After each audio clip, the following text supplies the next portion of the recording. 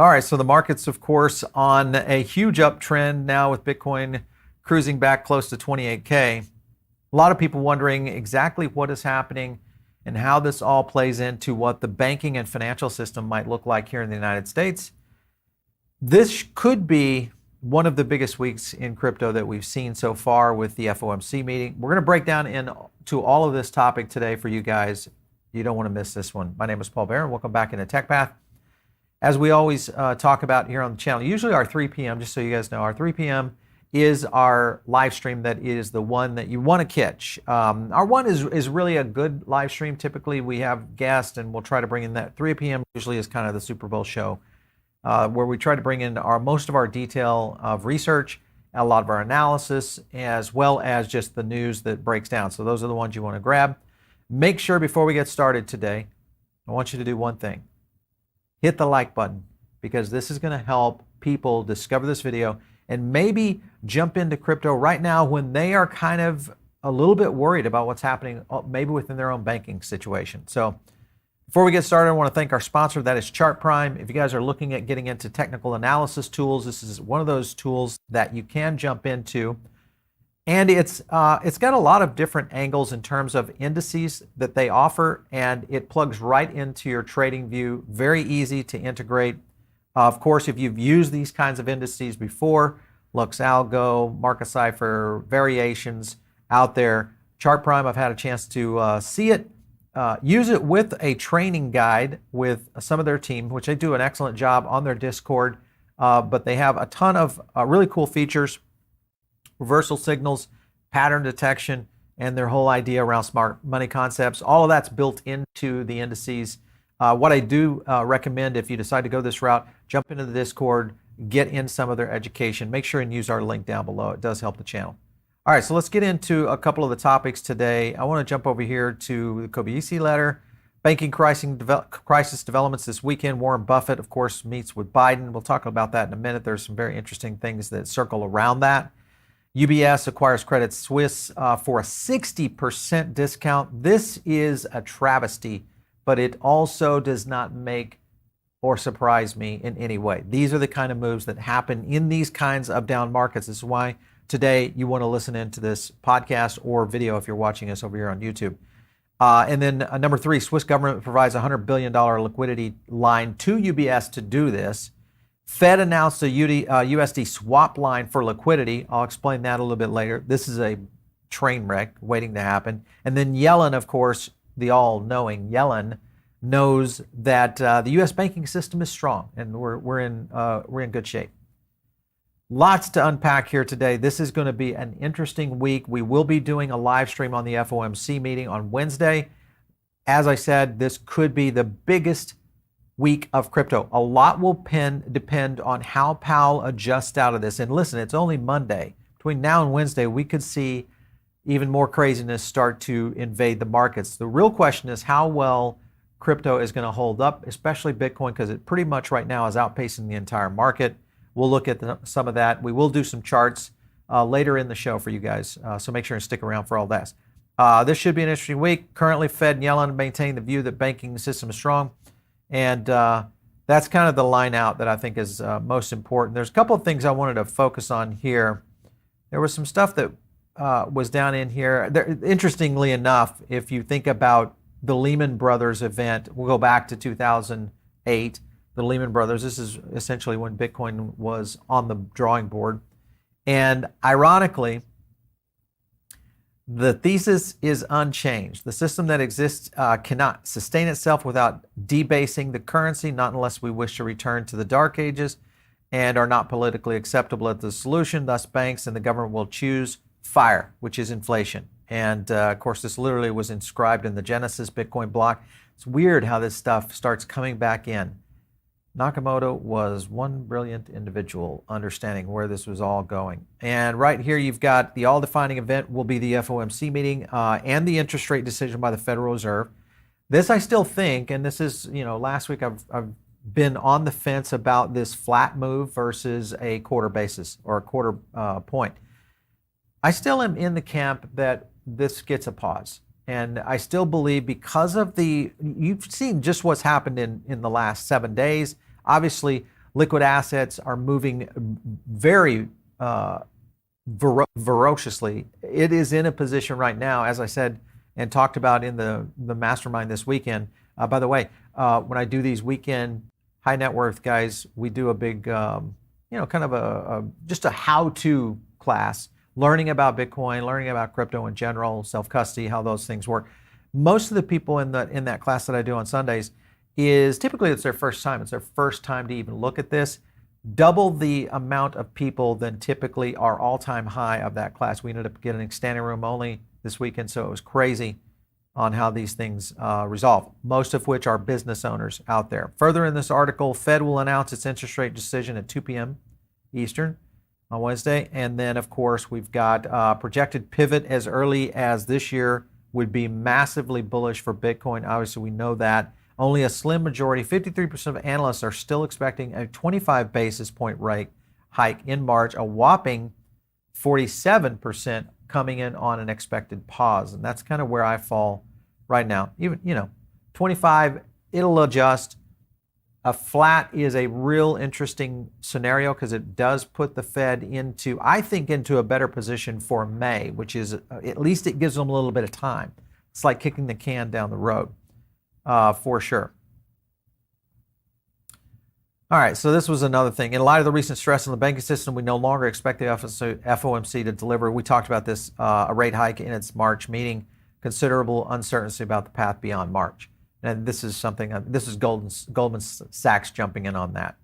Now, I've got a clip here from the legendary Carl Icahn. It's, when I listened to this clip the first time, I wasn't really, it wasn't a profound statement, but he does make one observation that he knows, and I think it's important to understand. Listen to what he had to say.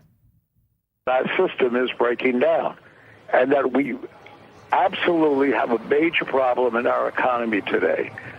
And I'm not going to opine on whether or not you bail out a bank or something like that. But you can't have the country feeling that it doesn't matter if they save. It doesn't matter because they can spend all the money they want. You can do whatever you want because the government will bail you out. You can't. He's right about that. You can't have that. Now, should you bail this bank out? I don't know. That's a part of it. I don't like to opine on things that I'm not really that conversant in. But I do agree that the system is breaking it out. And one of the major reasons, not the only reason, obviously, but one of the major reasons is that you don't have good corporate leadership. So you say, so what? All right, so I'm going to stop there. He hits on it. The system is breaking down. Corporate leadership is essentially defunct.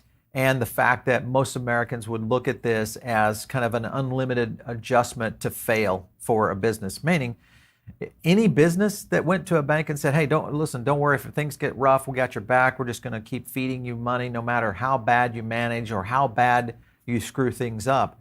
This is insane that we have this kind of scenario happening. Now, I get the fact that we have a financial system that essentially is the global reserve currency that we're trying to save here in the United States. The problem is that the damage that could be underway may be in a position that's unsavable. Here's Charlie Bilello. U.S. banks borrowed over $150 billion from the Fed's discount window last week. This is blowing past the previous record during the 2008 financial crisis. Now, granted, there's some inflation there, could adjust down for that, but the fact that that was $112 billion, we are now at $150, and we're a week into this. Now, it took the financial crisis in 2008 almost 5 months to really play out within the scenario of how these banks kind of coiled in, and we saw this. The speed in which all of this will be happening this time around, I don't know that the Fed is ready for it, but I definitely know that the government is not ready for it, because the speed in which this can happen, and it's what I've said all along, there's two things you have to watch for in the markets. One, of course, is fear, and the other is crowds. When you apply those two mechanisms into one element, you have a big problem. No matter what the topic, no matter what the situation, you apply fear and crowds to that, and it creates a usually unusual outcome that is, in most cases, is not predictable. I want to listen to show a clip of Caitlin Long. She was over on the What Bitcoin Did podcast with Peter McCormick. If you guys don't listen to this podcast, make sure, shout out to Peter and let them know we sent you, because this is one of my podcasts that I really follow a lot. And I like Peter, what he's done. He's been on our show before. We probably should have him back on. Listen up to what Caitlin had to say. But Signature, Barney Frank of Dodd-Frank fame, was a director of Signature, and he came out and made an incredible statement yesterday, which is that Signature they did have $10 billion of withdrawals on Friday, but they were still solvent. And the bank regulators moved in to put them in resolution almost as though, well, he said, as an anti-crypto move. Okay. So I think Signature, there's something interesting happened there, and there will be an investigation, and it will question the bank regulators whether they pulled the trigger too fast on Signature. But that's relevant for back to the question you asked, because the bank runs that were happening at two of the banks that were actively serving the crypto industry, Silvergate and Signature, happened more slowly than the bank run at Silicon Valley Bank.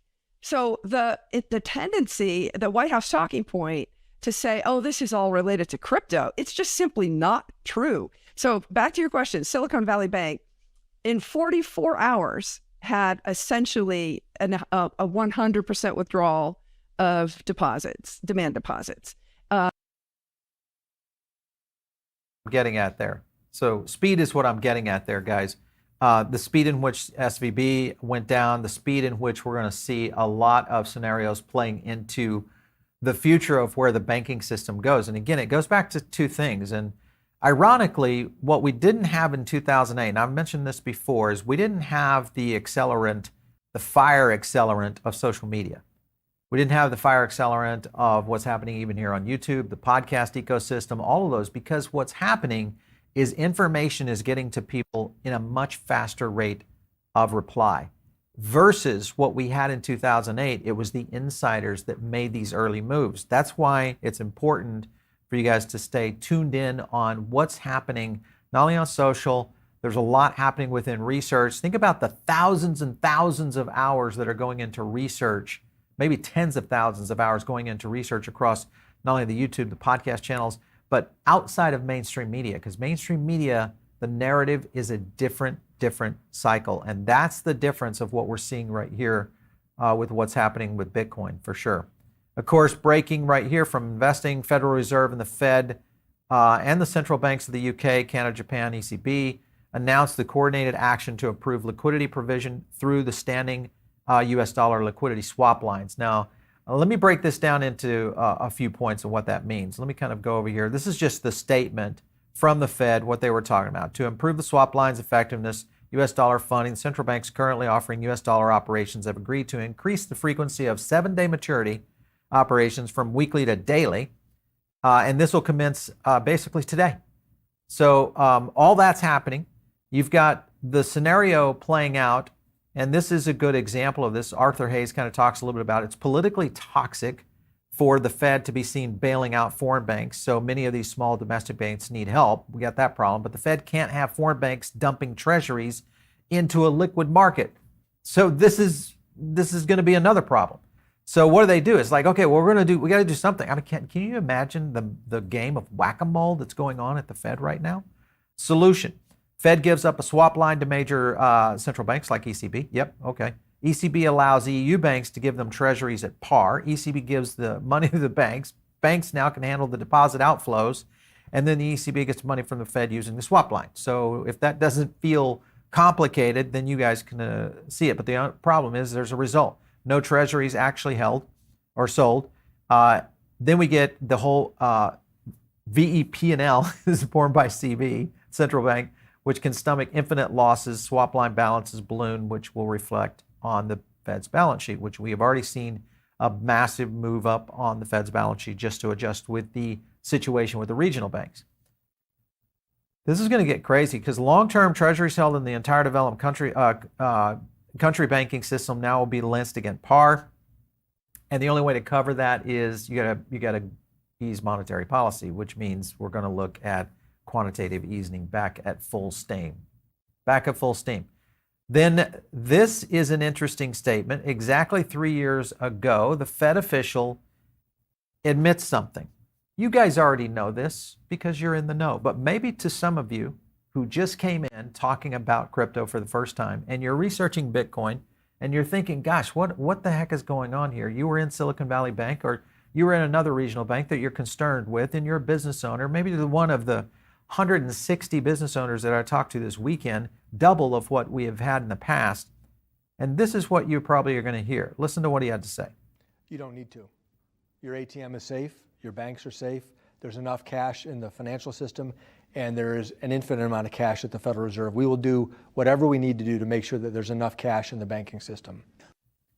Only problem with that, when there's infinite amount of cash, is you have situations like Venezuela starting to pop up. And inflation is going to start to manipulate the markets in ways we haven't even seen yet. This is the concern that we could be facing in a very short period of time. Remember, we've talked about this quite a bit throughout the last 6 months, is when does that potential, scenario of a true recession hit? Does it hit around mid-year? Mid-year was kind of our point of looking at what that might affect. The difference was the banking scenario and how this is played into a whole aspect of how the Fed may try to recover this in a very short period of time. There was a couple of charts here I wanted to showcase here. This is the tightening cycles. I think we've showed this before, but I'm going to zoom in on it a little bit. These are the tightening cycles that end in these disasters, and then obviously the reset, the adjustment, I should say. And you can kind of see these tightening cycles and how quickly we start to see not only the market crash and then the lifts within of how these adjust. There was the tech bubble coming down. We'll go back into the most recent. Here's the subprime prices, which was 07, 08. This is the crash. And then you see this scenario right now. This is the concern that everybody is facing. Here was a couple of other things that were kind of interesting right here. I want to jump down here. Yeah. Fed does not contain the regional bank collapse. This is another problem. There will be another Great Depression. Small, medium banks account. This is the numbers I want you to pay attention to, guys. 50% of the U.S. commercial and industrial lending, 60% of residential real estate lending, 80% of commercial real estate lending, all in the small to medium-sized banks, with 45% of overall consumer lending in there. What does that mean? Credit crisis and the adjustment of being able to deal with a scenario where even the depositors will not be able to pay these loans back. Then you have the scenario of the banks themselves most likely going to be looking for some parachute money. And I know the guy that's going to be bringing some parachute money in, and I'll talk about him in a minute.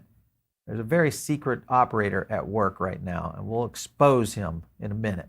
Here's Balaji. He's talking about Bitcoin is not for making money. Bitcoin is for saving money. It's not an inflation ad. It is the hyperinflation ad. So once the world ran on gold, it will soon run on digital gold. And, I know he made a crazy statement over the weekend. A lot of people kind of were, up in arms about him claiming $1 million within 90 days. I get that and I understand, but this is just his whole theory of where Bitcoin is going, and the fact that we have an infrastructure that really is quite a bit in disarray.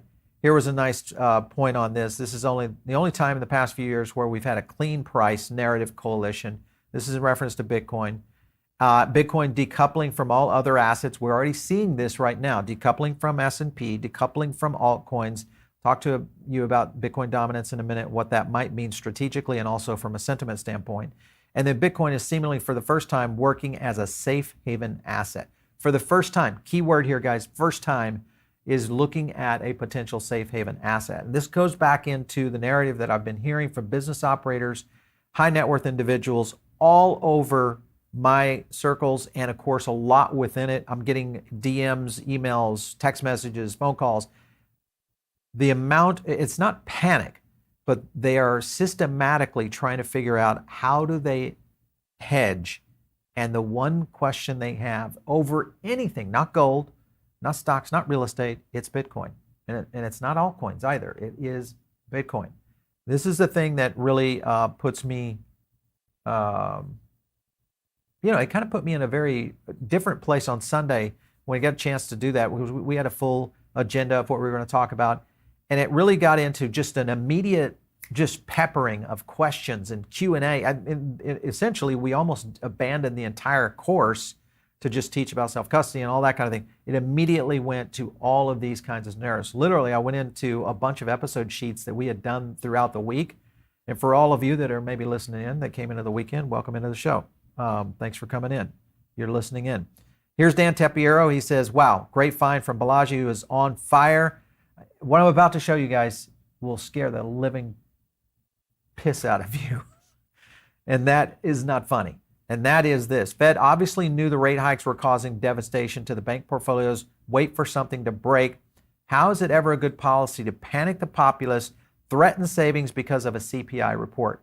I want to zoom in on this right here. That is a September 8th, 2022 report from the Federal Reserve Bank of Kansas City. And there it is right there. Relationship between unrealized gains and losses and tangible equity capital ratio. Simply put, banks put money in assets at a rate in which these assets were locked. Long term, already having unrealized loss. Think of it this way. You bought Bitcoin at $50,000. You have an unrealized loss if you were to sell that today. If you hold it till it hits 50, you have zero loss. That's exactly the scenario. The problem is your rent comes due. You need to withdraw that money. Means you're taking an unrealized capital loss. That's exactly what has happened to all of these midterm banks, and that's why we're getting these backstop loans to be able to bail them out. Problem is, this cycles into a very, very bad death spiral. And what I mean by that is when you have this kind of scenario, quantitative easing, lightening of interest rates, you know what's coming, and the situation of possibly a recessionary play out within the markets, you are going to have rampant inflation. We will see a double-digit inflation again, thinking that we were out of this mess. And when that occurs, all of that is applying to a loan that you just took from the Fed at a rate in which those rates were at their max capacity. Then you have to adjust that down for inflation. So not only were you at a high rate, your inflationary value of your dollar that you're going to pay that back in a year has completely changed.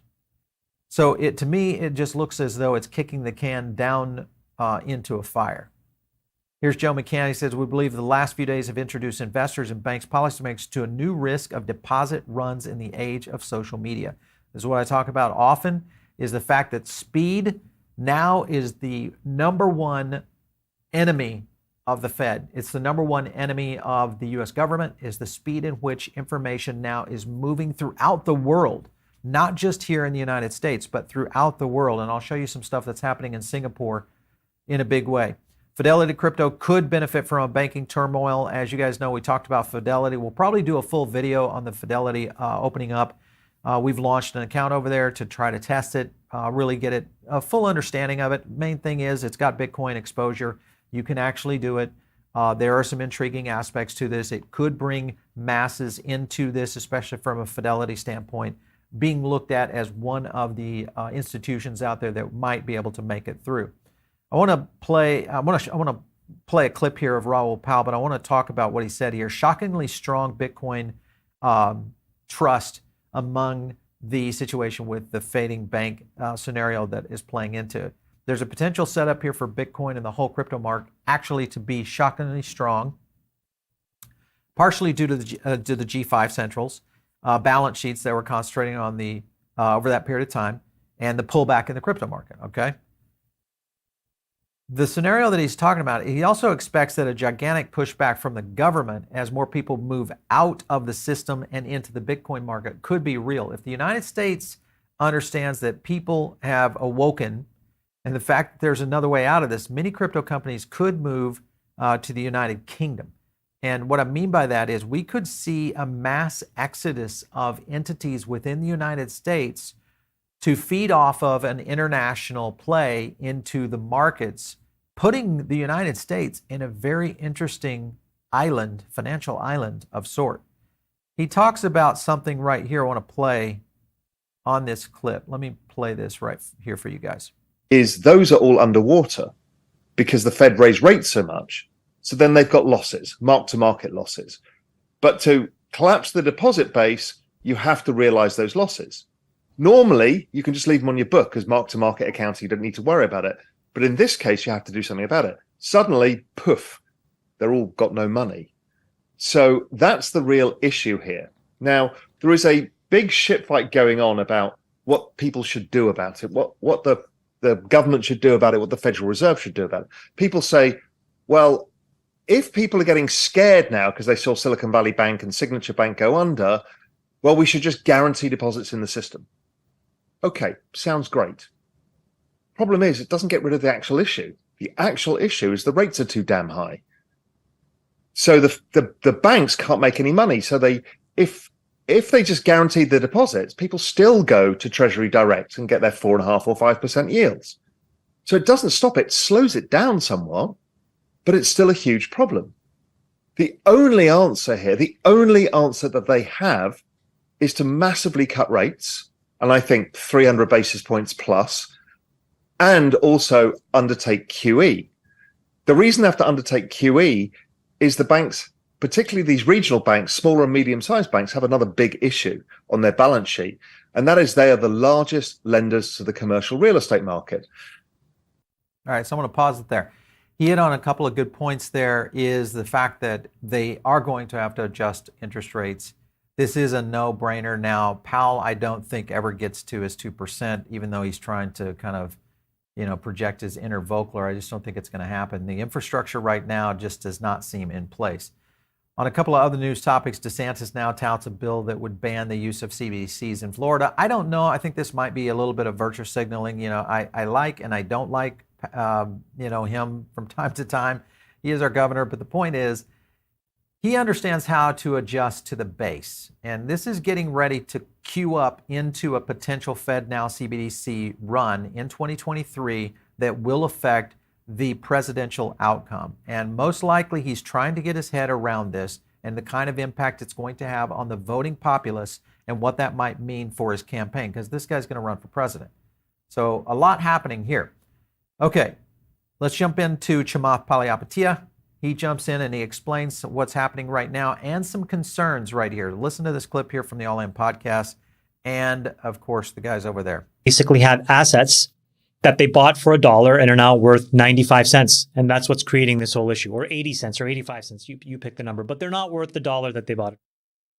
What the Fed basically said is, okay, give me that asset, give me that bond. I will value it at $1 and I will give you $1 as a loan, and you will pay me interest. And the interest rate, I think, is what's called OIS, and they added 10 basis points on top. So I think it's about 4.9%. So what it allows all of these banks, and if you take all of the banks that are not the top four in America, so the top four are JP Morgan, B of A, Citi, and Wells. So just ignore those for 1 second. The other N banks, if you look at all of the assets that are underwater because of all the rate hikes that Sachs talked about, and you add up all those losses, that is about $2 trillion.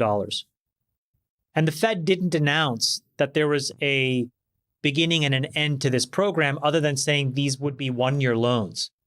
And so I think the exposure for the American banking system at a minimum is going to be this $2 trillion, because now the incentive, if you're a banker right now running one of these banks that has not gone under, is to immediately go to the Fed, put all of those assets to them, get a loan, and now take that and buy different assets, different bonds, different US treasuries that are yielding much more than what your old treasuries were yielding. And I think that's the arbitrage that we've unfortunately created. And the other question now, though, however, is what does that mean for the top four banks, right? Because if it's $2 trillion for everybody else but the top four, what's the gap for the top four? That looks like it's somewhere between $1 trillion and $2 trillion. So that's another amount of money we're going to have to, or the Fed will have to backstop. And then, as Friedberg said, these checks always come due. What do we do in a year? All right, so they're getting into it right there, and that is this whole point of what do we do in a year? Does it potentially give us a one-year lifeline trying to adjust down for inflationary measurements, which will be impacted, the Fed pulling back on a monetary scenario going into QE, and dealing with an interest rate adjustment, as Raoul Powell mentioned, potentially as much as 300 basis points. This would be pretty mind-blowing for crypto. And I look at it not only from just the U.S., because you have to think about outside the U.S.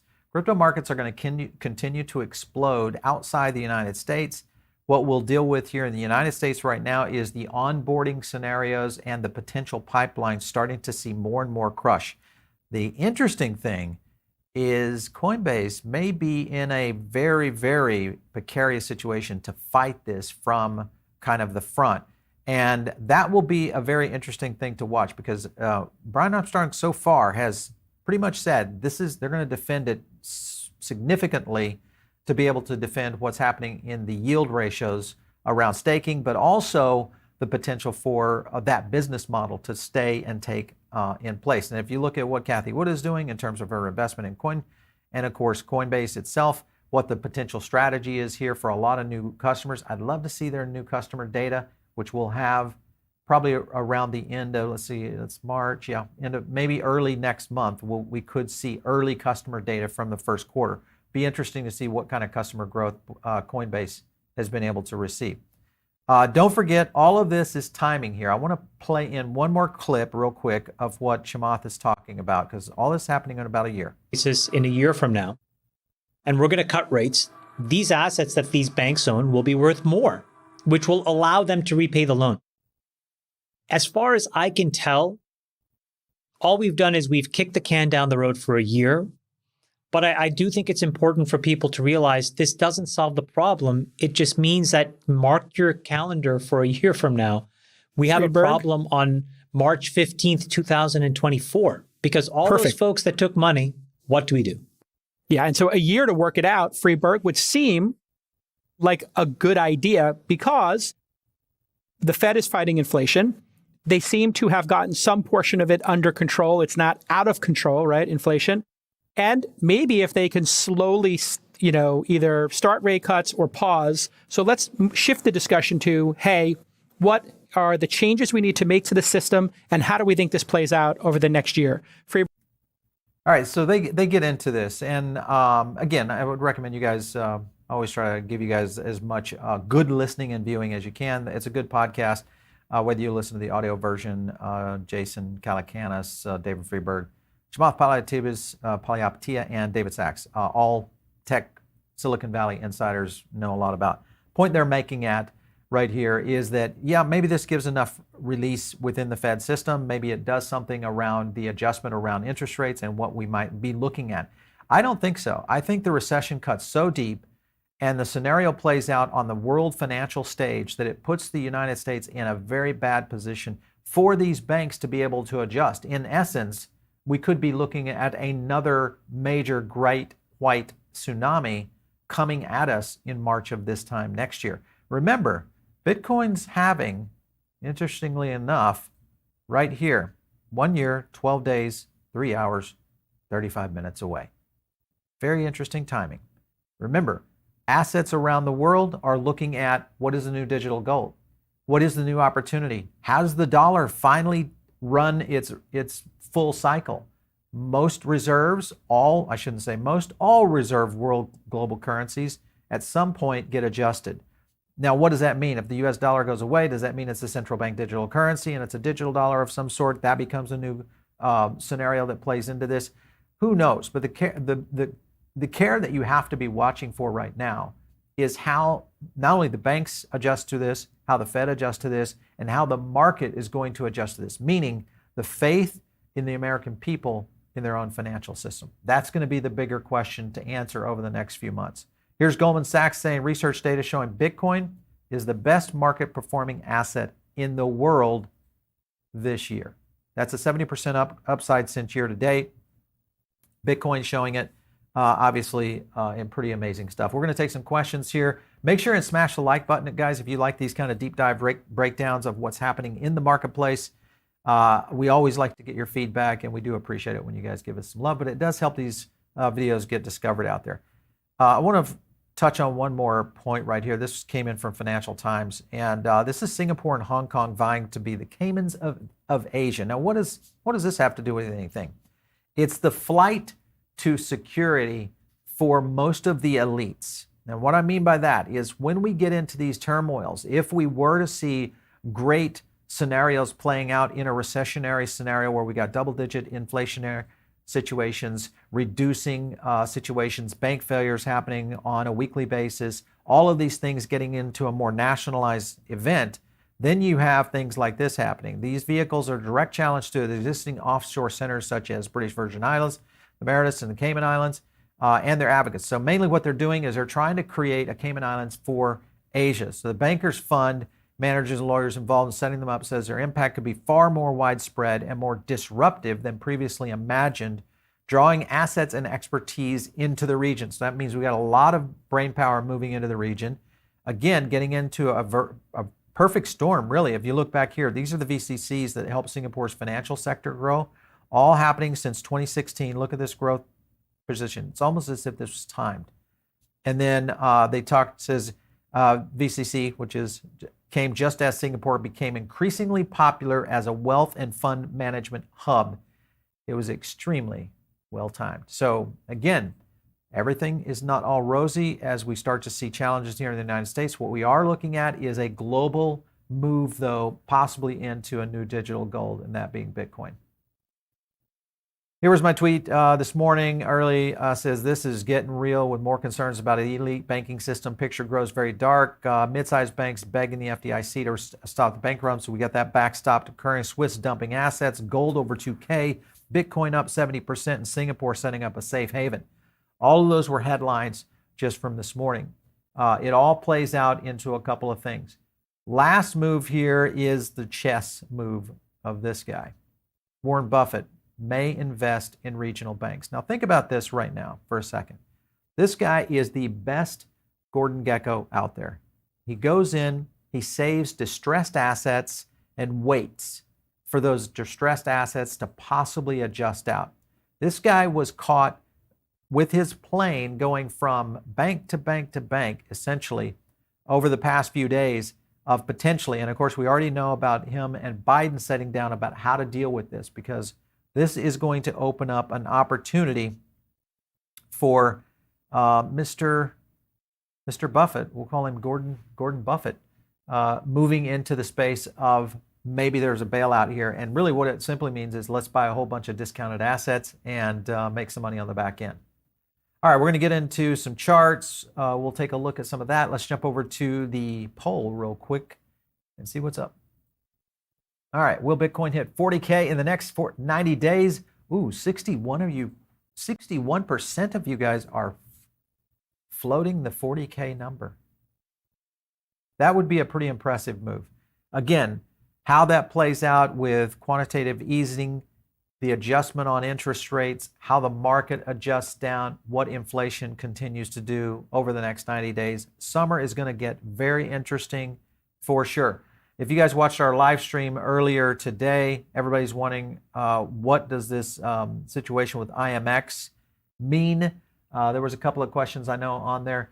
Just to give you guys a quick understanding, this is pretty much IMX throwing in the towel. I'll just say it. I mean, this essentially puts Polygon at the top of the heap. I mean, literally, we just put out a tweet. I think the guys, the Pit, put out a tweet with Mickey Mouse in there now available.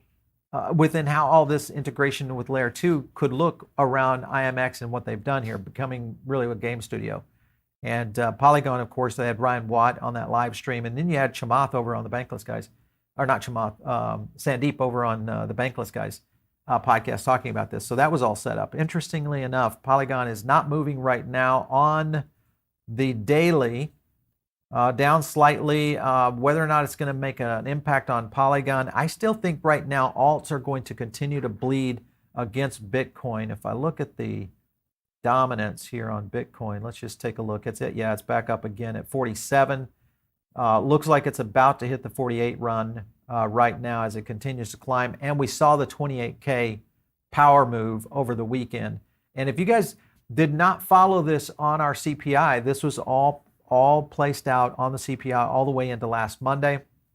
We saw continued positive sentiment moves, played that out. We were getting daily sentiment now on Bitcoin, overall market, ETH, crypto. What else do we have? We have the overall market, we have the metaverse markets, DeFi, and then also altcoins, as well as Bitcoin and ETH, all on the daily, and then we update the rest of the tokens 3 times a week. So We'll get into some questions. If one Bitcoin is worth $1 million, how much will an egg cost? That's a good point. Probably about, I'm going to guess around $75 at that rate. Yeah, about $75 per egg, not a dozen.